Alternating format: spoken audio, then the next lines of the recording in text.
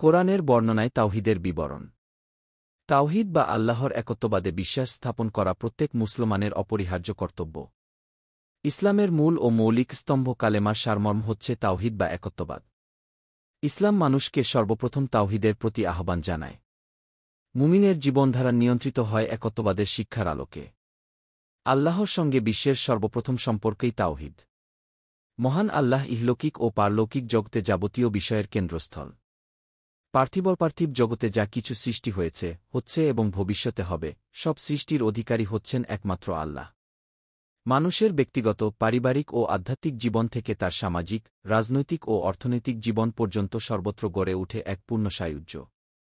জীবনের সর্বক্ষেত্রেই মানুষ হয় এক ও অদ্বিতীয় আল্লাহর বান্দা, অসংখ্য প্রভুর গোলামির দাবি অগ্রাহ্য করে তার উত্তরণ ঘটে এক পূর্ণ স্বাধীন মানবসত্তায়।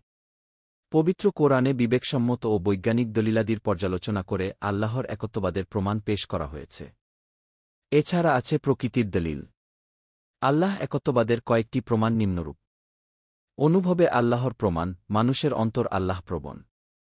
অনিচ্ছা সত্ত্বেও মানুষ অন্তর দিয়ে একজন স্রষ্টাকে, মহান আল্লাহকে অনুভব করে। এই অনুভব প্রতি মুহূর্তেই হোক কিংবা দীর্ঘ জীবনের কোনো না কোনো সময়ে। মানবমনের এই আল্লাহমুখিতা ও আল্লাহপ্রবণতা আল্লাহর একত্বের একটি প্রমাণবিশেষ।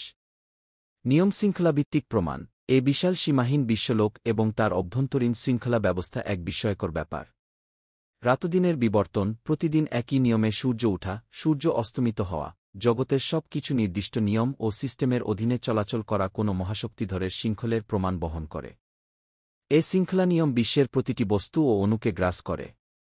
কোনো কিছু এই নিয়মের বাইরে নয়। এ ধরনের চিরস্থায়ী নিয়ম শৃঙ্খলা এক মহাপরিচালক, মহানিয়ন্ত্রক শক্তিসম্পন্ন সত্তা ছাড়া কল্পনা করা যায় না। ভারসাম্য ও সুসংবদ্ধতার প্রমাণ। প্রাণী ও জীবজগতে জন্তু, জানোয়ার ও উদ্ভিদের ভারসাম্যতা ও সুসংবদ্ধতা আল্লাহর একত্ব প্রমাণ করছে। কোরআনে পাকের বহু স্থানে আল্লাহর একত্বের প্রমাণ পেশ করতে গিয়ে বলা হয়েছে, নভমণ্ডলে ও ভূমণ্ডলে যা কিছু আছে, সবই আল্লাহর পবিত্রতা ঘোষণা করে। তিনি শক্তিধর, প্রজ্ঞাময়। তিনি জীবন দান করেন ও মৃত্যু ঘটান। তিনি সব কিছু করতে সক্ষম। তিনিই প্রথম, তিনিই সর্বশেষ, তিনিই প্রকাশমান ও অপ্রকাশমান এবং তিনি সব বিষয়ে সম্যক পরিজ্ঞাত। সূরা হাদিদ আয়াত 1-3। দুই স্রষ্টা থাকলে যে অসুবিধা হতো। যদি তর্কের খাতিরে এ কথা মেনে নেওয়া হয় যে একাধিক সৃষ্টিকর্তা আছেন, তাহলে এ বিষয়টিও মেনে নিতে হবে যে তাদের সবাই নিরঙ্কুশ ক্ষমতার অধিকারী। তারা প্রত্যেকেই স্বীয় ইচ্ছা কার্যকর করতে পারেন। এ অবস্থায় তাদের একজন যদি সূর্যকে পূর্ব দিক থেকে উদিত করেন, অন্যজন তা না চাইলে একই সময়ে সূর্যকে পশ্চিম দিক থেকে উদিত করবেন। একজন যদি দিনের পর রাতের আবর্তন কার্যকরী করেন, অন্য একজন ইচ্ছে করলে চিরকালের জন্য দিন করেই রাখতে পারেন। একজন যদি বর্ষাকালের সূচনা করেন, অন্যজন একই সময়ে বসন্তকালের সূচনা করতে পারেন।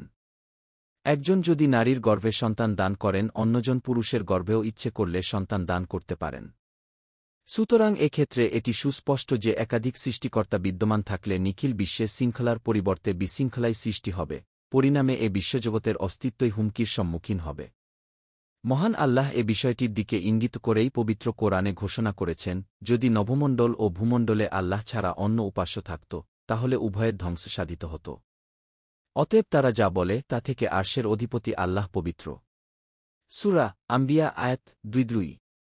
মানুষ তার চারপাশে বিরাজমান বিশ্বজগতের দিকে দৃষ্টিপাত করলে দেখতে পায় যে সৃষ্টির আদি থেকেই নিখিল বিশ্বের সব কিছু একই নিয়মে চলে আসছে।